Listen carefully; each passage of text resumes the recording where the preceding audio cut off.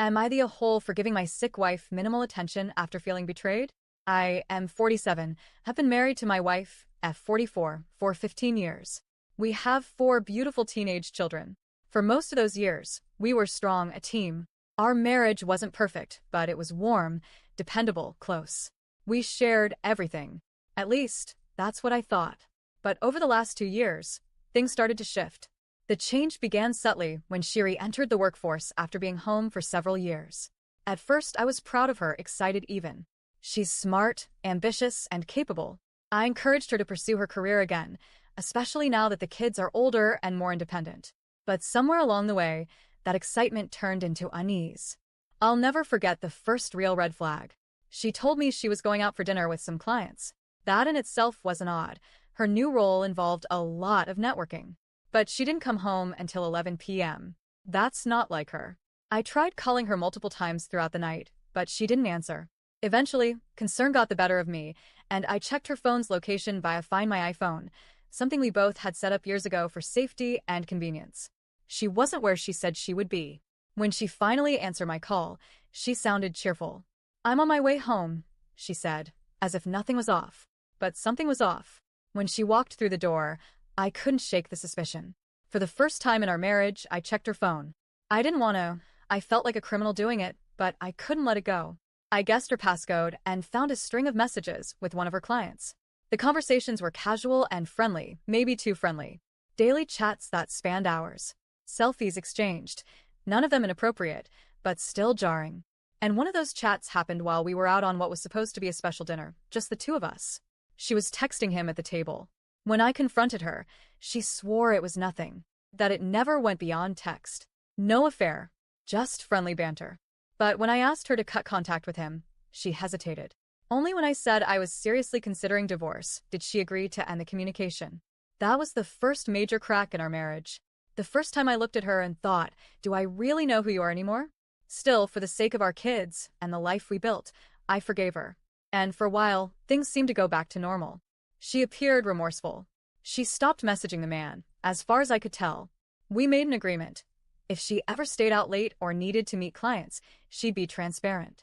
And she agreed to keep her location on, not because I demanded it, but because she wanted to rebuild trust. Fast forward to 6 months ago. She came home late again, something she occasionally did, but this time, I felt uneasy. I wasn't snooping, I swear. But I remembered her complaining the night before about her gastric acting up because she ate late. So I called and asked, casually, if she had eaten yet. She said no. Her location? A restaurant. When I asked her directly, she claimed she was out with friends. Maybe she was. I didn't have proof otherwise, but I gave her a warning and reminded her about our previous agreement. She apologized. Again. Then came the latest incident. The one that truly pushed me to the edge. 3 months ago, she was diagnosed with an autoimmune disease. It started with inflammation in her eyes, and the doctors warned of potential joint issues.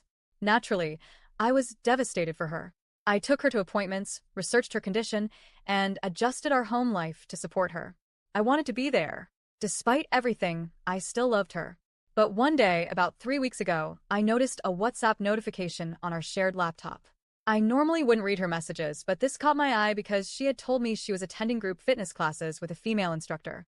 What I saw told a different story.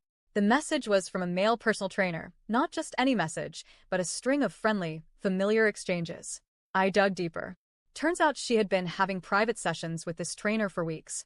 She never mentioned him. She told me it was a group class.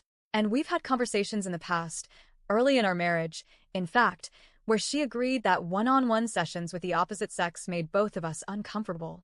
She once criticized a friend of hers for hiring a male trainer. So what changed? I confronted her, gently at first. Gave her a chance to come clean. She lied. She created an elaborate story about a female-led group session with friends. I pushed further, and she kept doubling down until I showed her the messages. Then she crumbled and admitted it. She said she lied because she didn't want me to be upset about the cost. Over $2,000. And when I asked her why she lied about the gender of the trainer, she said she didn't think it mattered. But it did. Not because of jealousy. Not because I'm controlling. But because she lied again. And this wasn't a minor omission. It was repeated, intentional deceit. I was angry. Not about the money, but about how casually she had violated my trust for the third time. She never even tried to discuss it with me. She made a decision she knew I'd be uncomfortable with and chose to keep me in the dark. I nearly ended our marriage right there. I was done. But then she got worse. Her symptoms suddenly escalated. She couldn't walk. She was in pain constantly. I rushed her to a specialist. The doctor told us stress could be a trigger for her condition.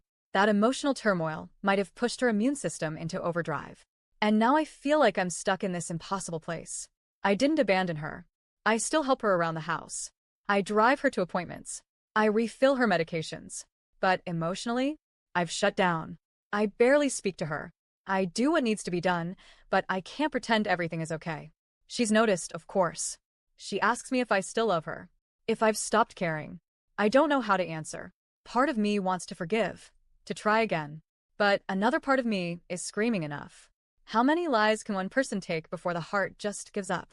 So here I am, trying to be a decent husband while feeling like a stranger in my own marriage. Am I the a-hole for giving her minimal attention while she's sick? For feeling distant and considering divorce despite her condition? Is my hurt justified, or am I punishing her at the worst possible time? I don't want to be heartless, but I also don't want to keep bleeding in silence.